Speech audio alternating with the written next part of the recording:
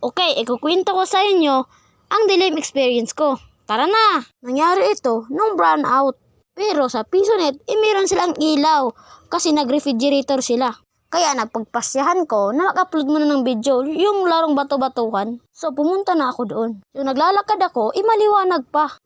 Baka matagal pa maggabi. Yung nakadating na ako sa Pisonet, agad ako nag-upload ng video. Naaliw ako sa panonood ng video sa YouTube. Kaya hindi ko na namalaya na dumidilim na pala. Pagtingin ko sa oras, alas 6 na pala. Patay, anong gagawin ko? Matutulog lang ba ako dito? Ay, bahala na. Kaya umuwi na ako. Habang naglalakad ako, sobrang dilim talaga. Yung mga bahay, parang haunted house. Kahit ano-ano nang naiisip ko na masama. Ano, kakagitin ba ako ng aso?